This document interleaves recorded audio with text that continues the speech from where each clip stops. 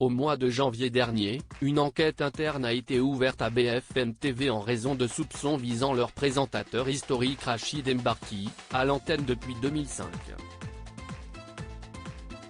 L'enquête vise des infos diffusées dans ce journal de la nuit entre minuit et 4h30 du matin, qui seraient passées à l'antenne sans être validées par la chaîne habituelle, c'est-à-dire le rédacteur en chef, avait expliqué une source. Il faut désormais déterminer si ce contenu était sous une influence quelconque et si des images diffusées à l'antenne venaient de l'extérieur. En attendant, le journaliste a été suspendu de la chaîne. Ce mercredi 15 février, un communiqué officiel d'un consortium international de 100 journalistes informe que l'enquête est liée à une vaste entreprise de désinformation pilotée par une officine israélienne. Le collectif de journalistes a pu rencontrer un responsable de cette officine en Israël, désigné sous le nom de Tim Roré. Ce dernier a alors démontré pouvoir créer automatiquement de faux comptes en ligne, générer automatiquement du contenu sur les réseaux sociaux ou pirater des emails ou des comptes Telegram, pour influencer des campagnes électorales notamment.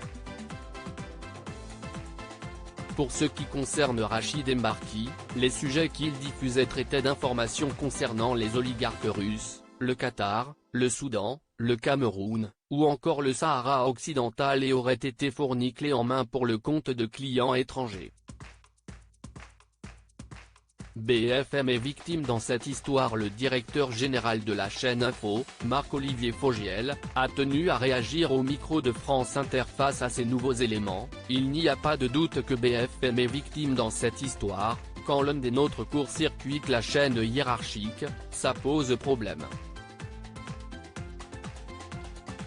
Selon lui, Rachid Embarki s'arrangeait pour demander des images en dernière minute pour illustrer des brèves, une fois que le rédacteur en chef était pris sur une autre tranche et avait validé l'ensemble de son journal.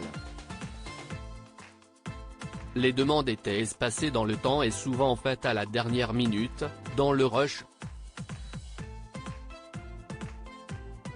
Il veillait aussi à s'adresser à des petites mains, des alternants, des stagiaires pour faire rentrer ces images.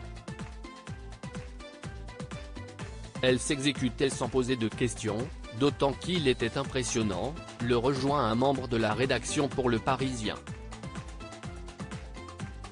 Ce dernier ajoute, ses équipes à BFM ont l'impression d'avoir été trahies.